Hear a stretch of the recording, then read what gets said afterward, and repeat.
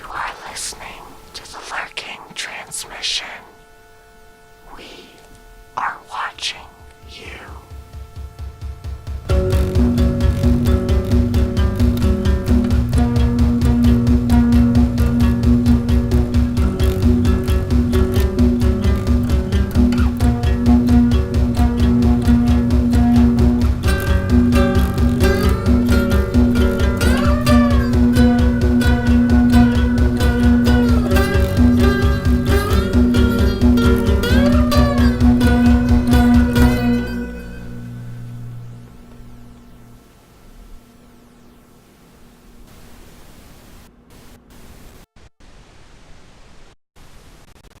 Tracy reached over and turned the radio louder. He loved Dwight Yoakam. "First decent song the station's played all night," he said to the empty car.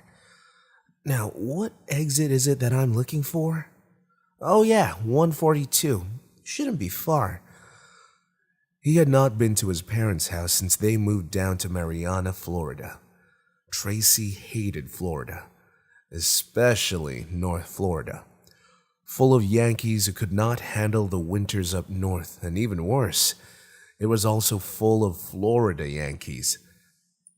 Silly bastards who sounded like they were from Connecticut or something, yet they were born and raised just south of the Georgia border.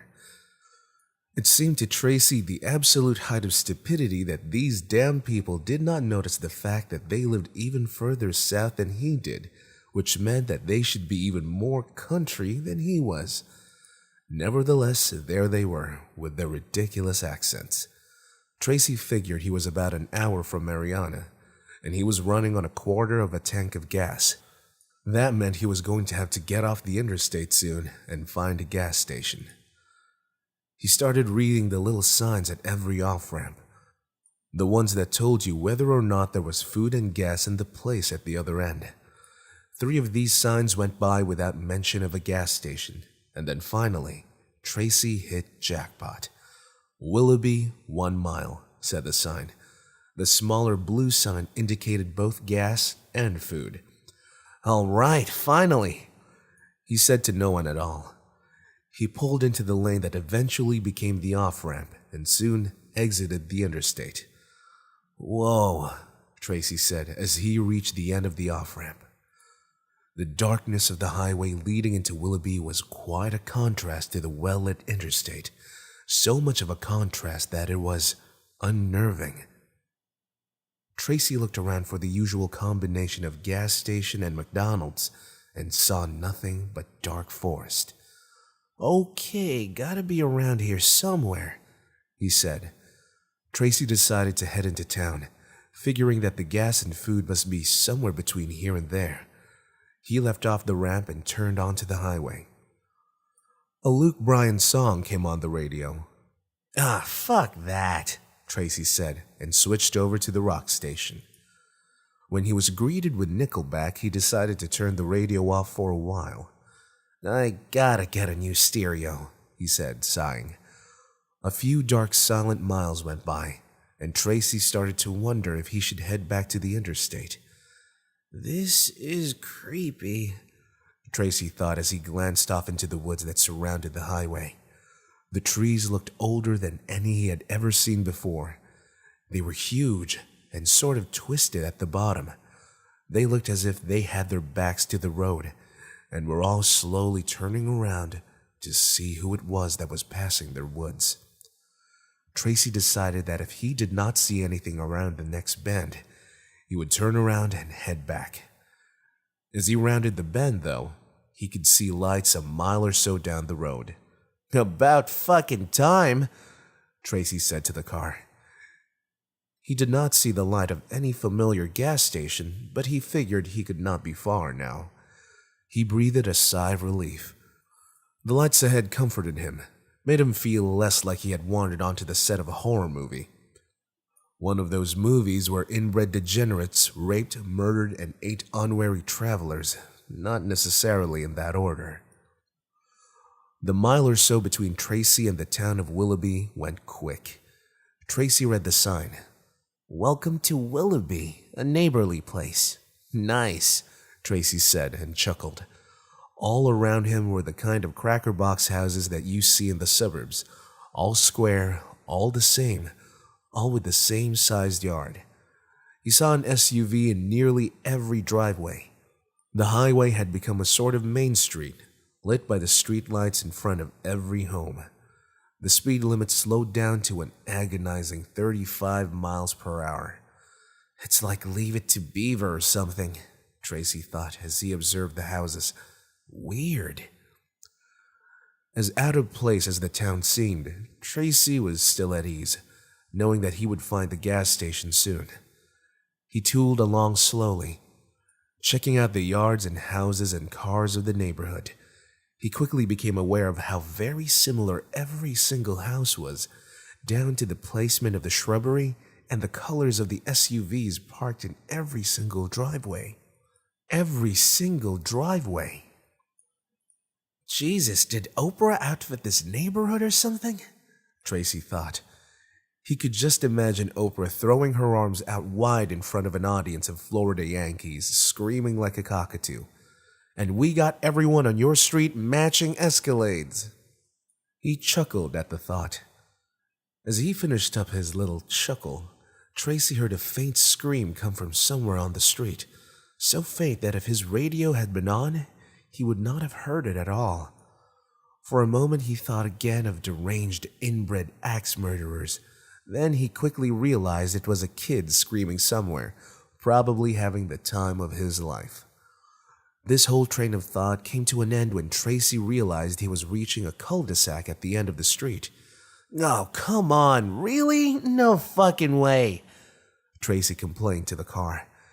As he cursed his decision to come down this street in the first place, he slowly turned his car around in the cul-de-sac, his eyes fixed on the front door of one of the houses at the end of the street. The pristine white of the door was marred with a big rusty stain. Shit, can't believe the Neighborhood Style and Conformity Council lets them get away with that. It's throwing off the vibe of the whole street. Might as well go ahead and paint your Escalade pink or something, he thought. As Tracy eased out of the curve of the cul-de-sac and back down the street, he sped up a little, wanting to put this place behind him and find some damn gas. As soon as he eased down on the accelerator, he felt the car sputter and cough. Oh, God damn it, no, he said to his car. His car responded by coughing and sputtering again, telling him for sure that, yes, we are indeed running out of gas, Tracy, you dumbass, because you took us down this road where there's clearly no fucking gas. Tracy sighed and parallel parked his car against the curb. He shut the engine off, put the keys in his coat pocket, and took a deep breath in preparation for what was going to come next.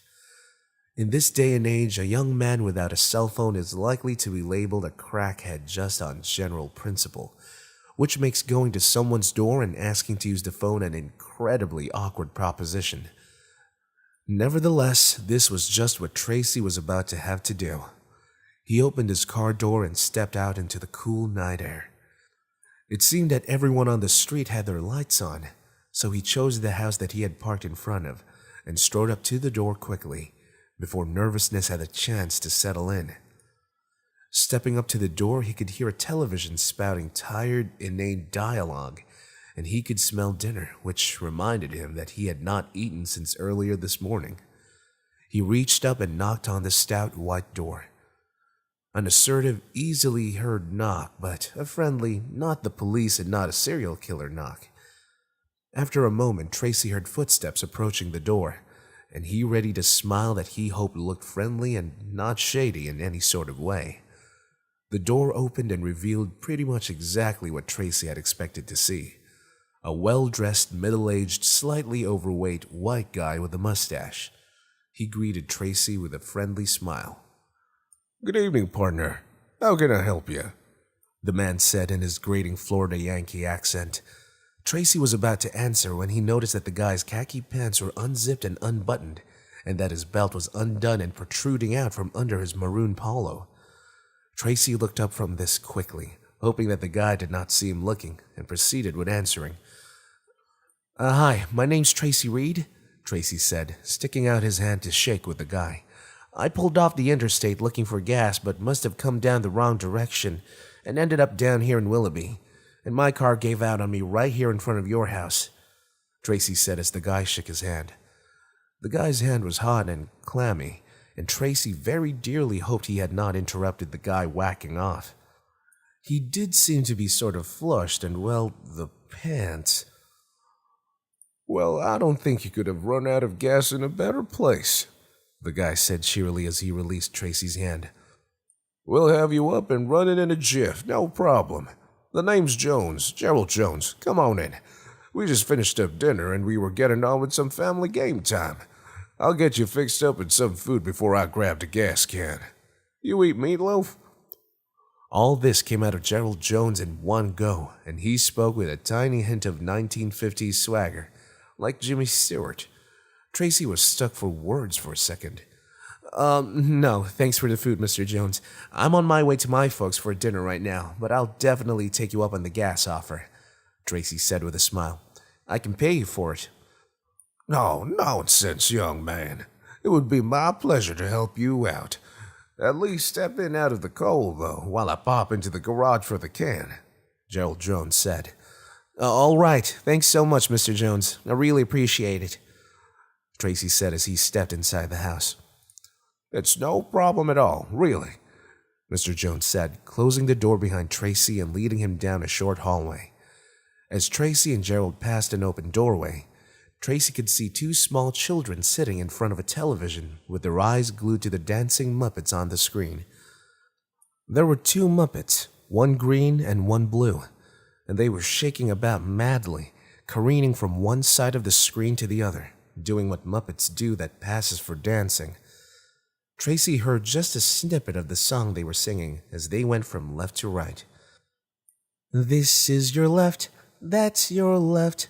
This is your right, that's your right. You're gonna die." This line of song certainly struck Tracy as odd, but what Gerald Jones said next struck him as even odder. As Tracy and Gerald entered a dining room at the end of the hall, Gerald pulled out a chair for Tracy, and Tracy had a seat. As Tracy sat down, Gerald said, "So, you want to fuck my kids or something while I go get the gas can?" Tracy just stared at Gerald Jones, not sure how to respond. "I would have offered my wife, but you're a young man. Figured you'd rather go for something a bit younger, a bit firmer, a bit grippier." Jones went on in his strange, congenial way. No, I'm good, thanks," Tracy said, and chuckled awkwardly at the strange man's joke. "You sure? I've got them all done up for the evening. Like I said, we just finished dinner when you came up," Jones said. "No, really, I'm okay. In a hurry to get back on the road and get to dinner myself." "Well, suit yourself. Just sit tight, I'll be right back," Jones said and exited the room. Immediately, Tracy's mind went into overdrive. Fear started to settle in on him like a heavy net. Okay, clearly the guy is fucking with me, right? I mean, maybe in poor taste, but still, he's gotta be joking, right? Tracy asked himself. His mind went back to Gerald Jones's pants and how they were undone when he had opened the door. Maybe the guy has been waiting his whole life to pull off some prank like this on some unsuspecting stranger, and tonight was just his lucky night. His mind went back to the Muppet Show the kids were watching down the hall, and Tracy got up out of the chair and headed toward the front door. Fuck this, no sir, not me. I'm out of here. As Tracy passed the open doorway in the hall again, he saw what his vantage point had not allowed him to see as he walked by on his way in with Mr. Jones. On the other side of the living room, across from the television where the two children sat, 3 people were hanging from the ceiling in what looked to Tracy like those bizarre fuck swings that were all the rage these days. All 3 people were hanging about 4 feet off the floor, bent over in an accepting position. Tracy could see that one of them was a middle-aged woman with dark brown hair, and the other 2 were probably teenagers, 1 boy and 1 girl. A sheet of clear plastic was stretched out on the carpet underneath them, and a few spatters of blood could be seen here and there on the sheets. Tracy kicked into a run and nearly knocked the front door off its hinges on his way out of the house. He sprinted to his car and had his hand on the door handle before he remembered that his car was not going anywhere without gas. He cast a glance back at the Jones house and then made a quick dash to the house across the street. What the fuck am I supposed to say to these people? Your neighbor, Mr. Jones, is clearly fucking his whole family over there in the living room in fuck swings, while the little ones watch satanic Sesame Street. Should we call the police? Either way, could you spare any gas? Tracy thought as he knocked on the door. A moment later, the door opened. All of Tracy's worries were abolished. Well, not all of them, but his questions of protocol in the given situation at least. Other than that, he actually had a whole new list of worries now. A middle-aged white guy with a mustache wearing khaki pants and a maroon polo stood in the open doorway. His pants were buttoned and zipped, but that did little to hide the erection he was sporting under there. It was practically of pup tent status. Also, his khakis were stained with fresh blood. In one hand he held a black leather mask. A lock of long blonde hair was hanging out of it, and the hair had blood in it. "Can I help you, son?" the guy asked Tracy. From inside the house, Tracy heard a lusty moan that sounded like someone was having either a really good time or a really bad time, or maybe even a combination of the two. "Sorry, sir. Wrong house. Thought this was the Joneses' house." Tracy spouted the first thing that came to mind and began backing down the steps. "No problem, son. There's Gerald now. Looks like he's looking for you. Have a nice night," the guy said, pointing over Tracy's shoulder and across the street as he shut the door. Tracy spun around and saw Gerald Jones coming across his lawn towards the sidewalk and the street with a gas can in his hands. "Hey, buddy, got that gas right here. What'd you run up for?" Gerald called to Tracy. Tracy was paralyzed by fear. He felt like he was caught in a bad dream. "Play it cool, man. Act like everything's cool until you get the gas, then get the fuck out of here as fast as you can," he told himself. "Be fucking cool. Don't let him know anything is up." Tracy walked across the road to meet Mr. Jones at his car. Sorry about that. I thought you weren't coming back, so I figured I'd try my luck elsewhere." "Oh, you youngsters are so impatient nowadays. Open the tank and I'll get you gassed up," Jones said. Tracy opened his driver's side door and popped the fuel door, keeping his eye on Gerald Jones as he did so. He felt like any minute the older man was going to break into a homicidal fury and try to bite him or fuck him. Gerald Jones just popped the nozzle of the gas can into the opening behind the fuel door and turned the can up. "Say, you didn't go over to Ray's house because you thought this family looks better than mine, did you?"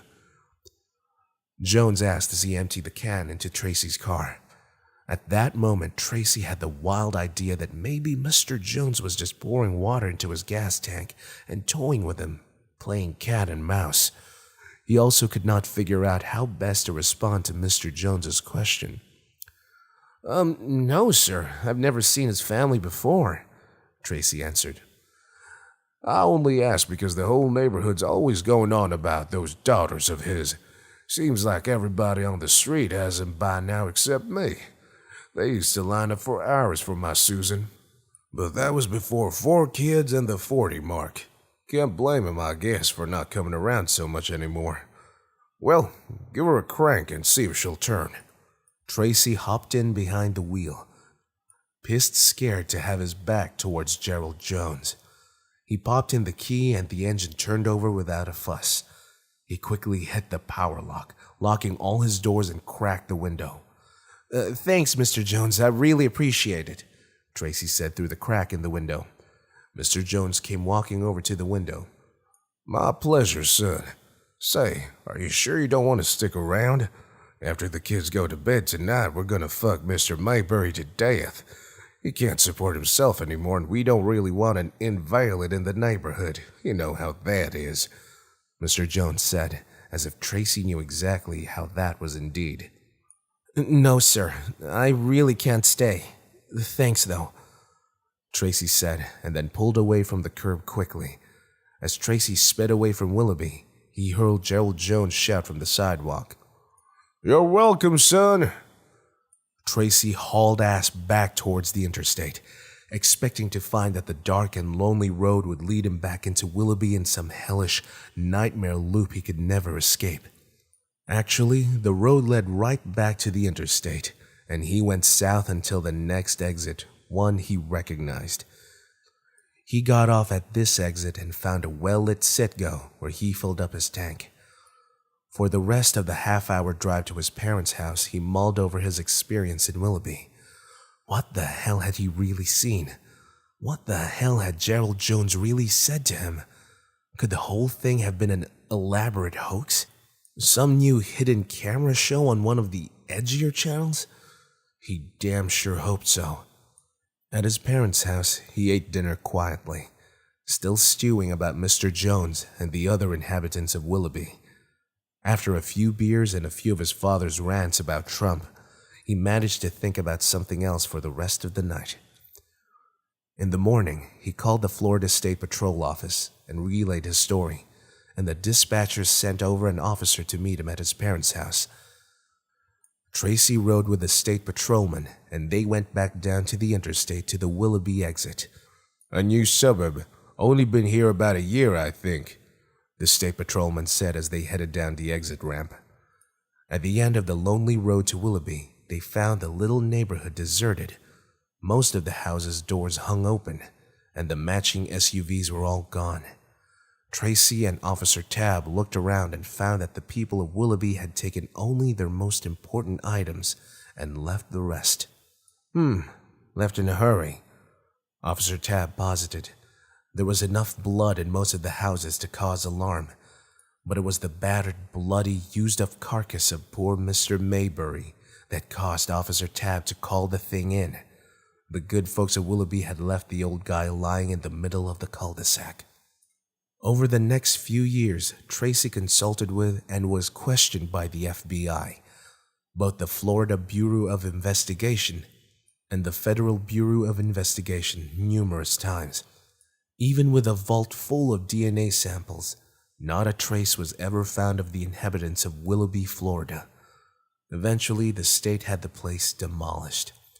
Tracy thought about having himself placed in the Witness Protection Program, but always decided against it. Clearly, Mr. Jones knew that an outsider meant trouble, hence the desertion of the neighborhood. But they had never come after Tracy, and to Tracy, this seemed to signify that they were not holding a grudge. Hell, in their own way, they were just your typical Americans, so very concerned with their pleasures and their community and their conformity and their reputations. Say, you didn't go over to Ray's house because you thought his family looks better than mine, did you? Mr. Gerald Jones had asked Tracy. Tracy went through a few years of paranoia, but having good solid locks on the door and a shotgun in the house made him feel a lot better, and eventually he did not think about it so much. Most people never even come close to that kind of monstrous occurrence, the absolute abyss of the human spirit. But Tracy had walked in and then walked out just like that. Still, there were times when he would lie awake at night and think of the depravity, the madness, the evil that he had unknowingly stepped into and then quickly escaped that night. And at times like these he would shudder and keep the shotgun within reach. Somewhere out there in America, there is a caravan of identical SUVs with families inside them, looking for a new home, looking for a place where they can be themselves.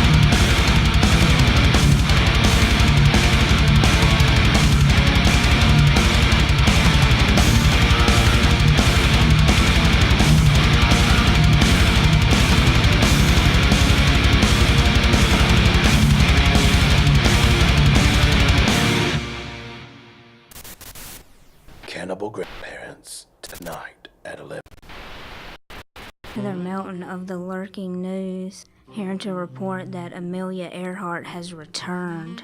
She has landed her Lockheed Electra 10E in Providence, Rhode Island.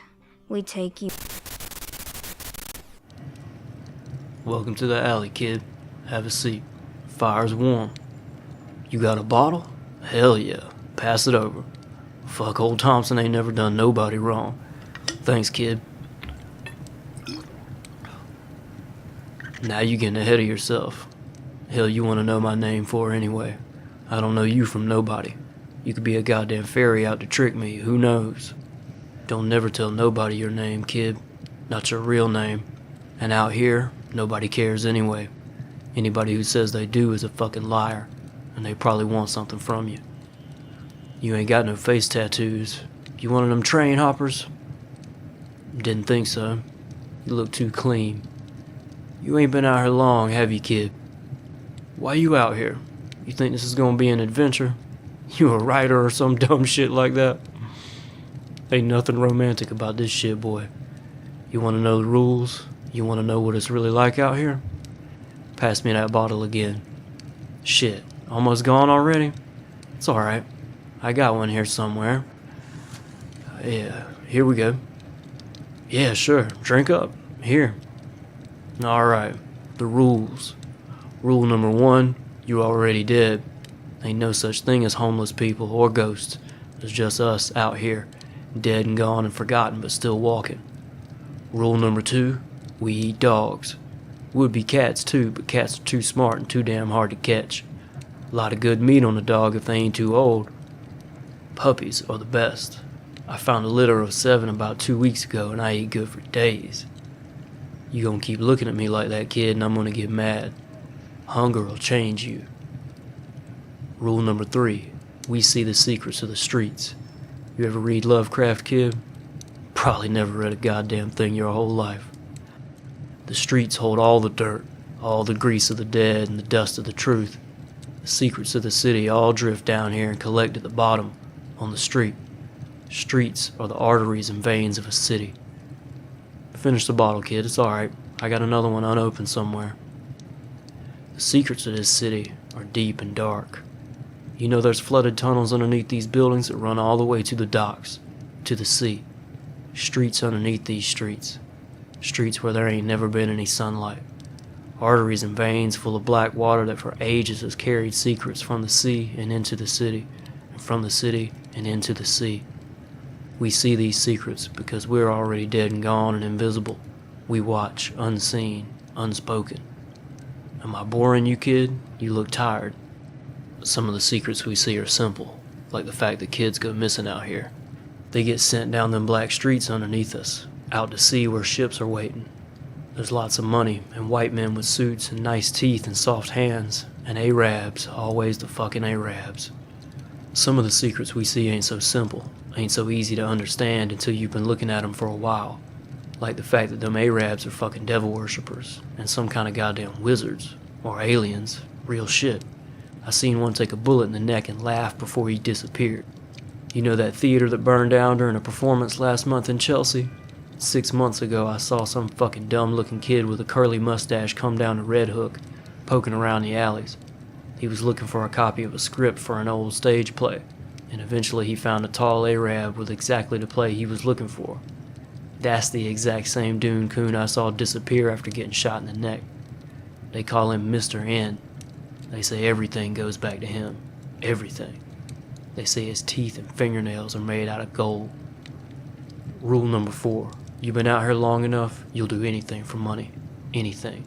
You find out who you really are, what you really are, and you either lay down and die, or you keep on stepping over the corpses, and when you're lucky you get paid for them. You alright, kid?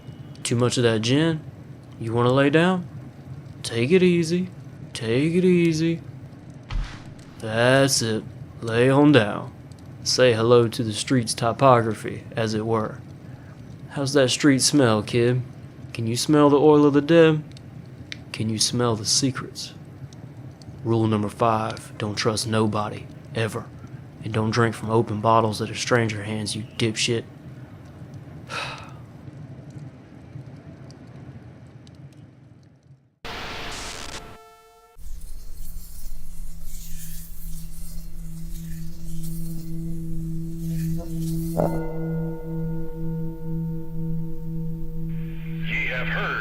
was said by them of old time, Thou shalt not kill.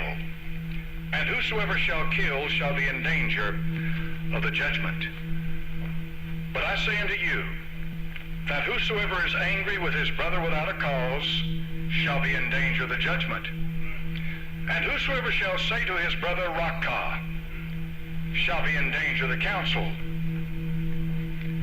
But whosoever shall say, Thou fool, shall be in danger of hellfire.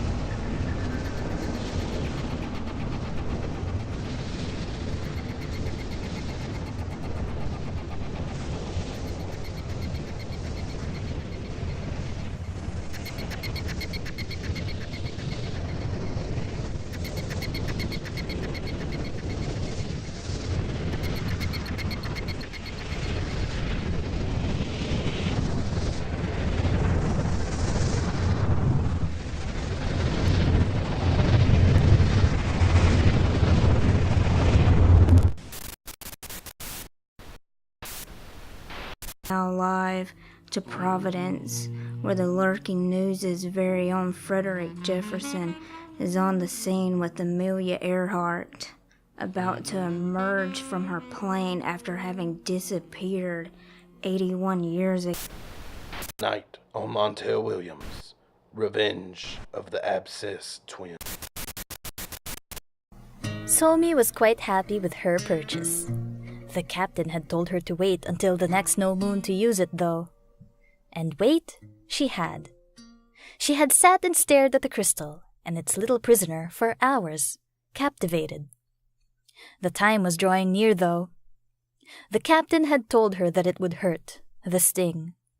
But she was not afraid. Hurt was not so bad. Humiliation, however. Somi wondered what Rella Green's face would look like when Rella got what was coming for her. She wondered if Rella would cry or scream. Somi hoped for both. The scorpion is a deadly and wondrous creature, pretty Somi. It will grant you the power you seek. You think I am pretty? Sincerely? Yes, and yes, little one. But I do not think I have enough. For one as pretty as you, little Somi, and one with a cause, I charge nothing. Surely you jape, Captain Marsh.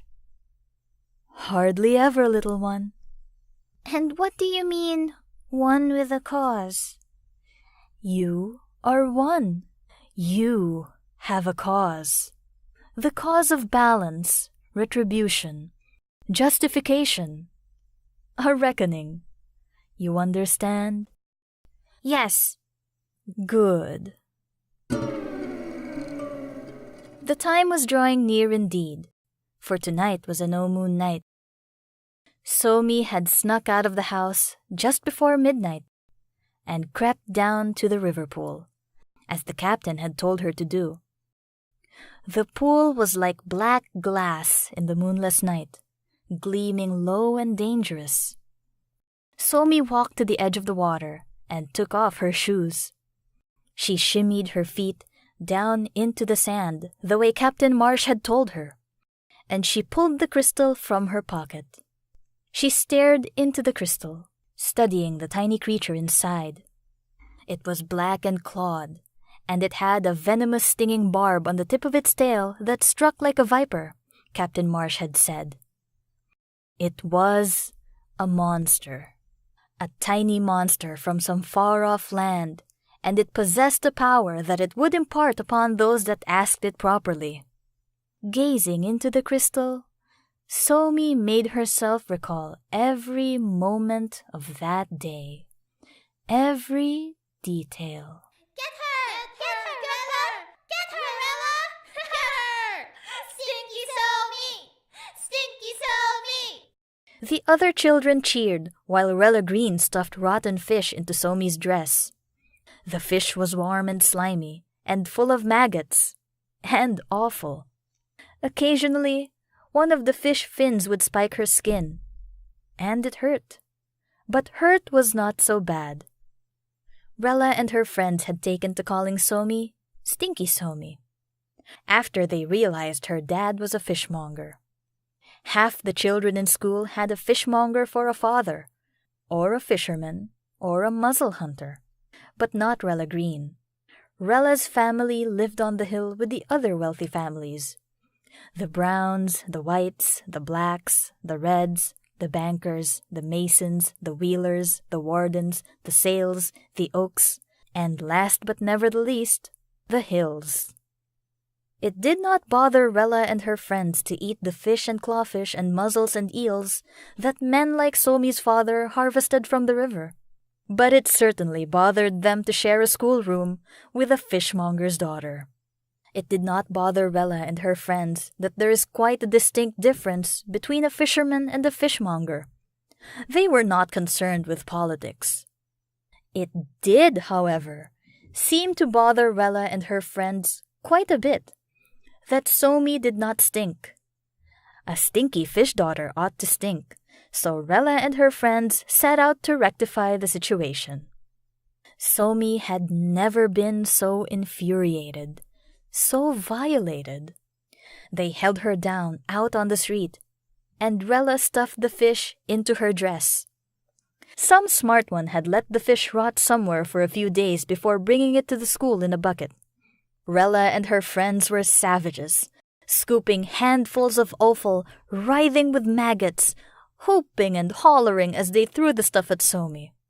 Somi cried and screamed and begged for them to stop, but they would not. They were having too much fun. With her feet buried in the river sand, Somi stared into the crystal, tears falling from her eyes and burning down her cheeks. The crystal exploded, scattering into the dark river pool. 3 of Somi's fingers flew away with the bits of shattered crystal, and the torn stumps that were left began to bleed down Somi's arm and into the sand around Somi's feet.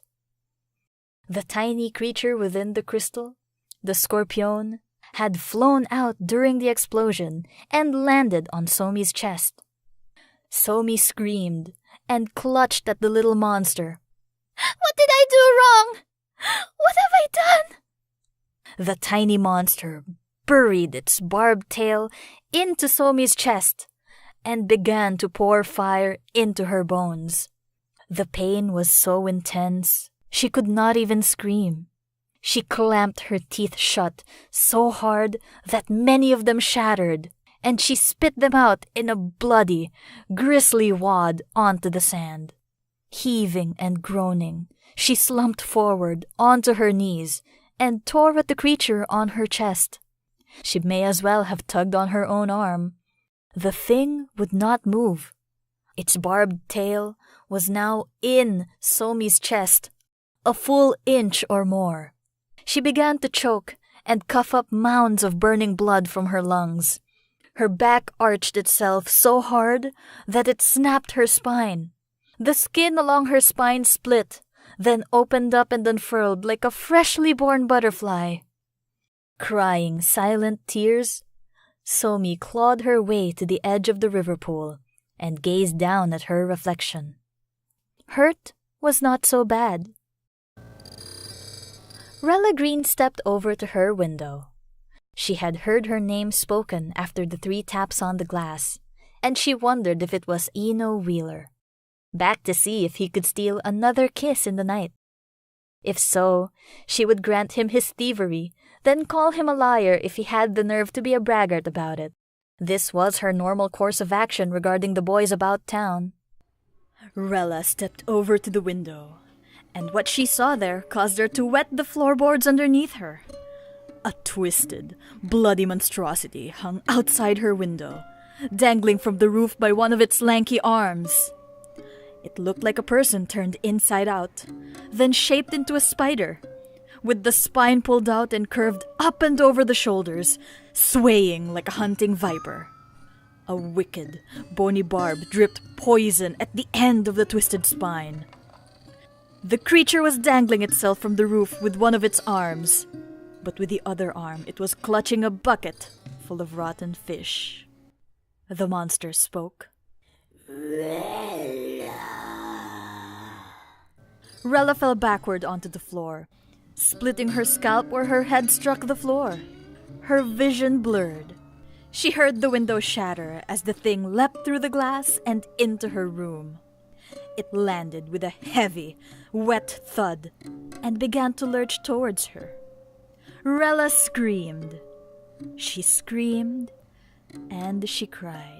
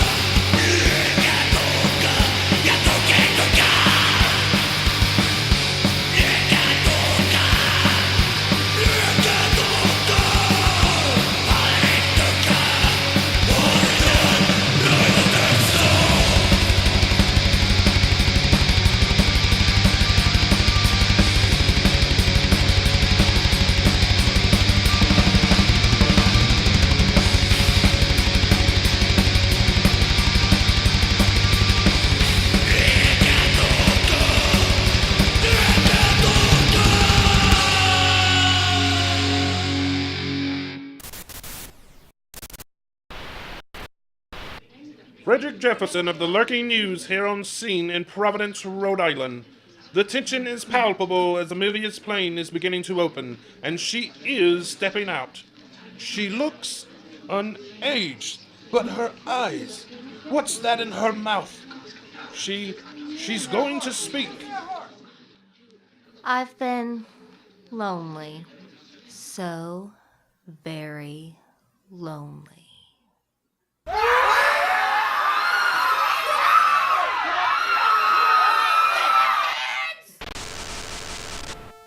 The Lurking Transmission is created, produced, directed, and engineered by Evan Dean Shelton. The first tale, A Place Where They Can Be Themselves, was written by Evan Dean Shelton and performed by JM Torres.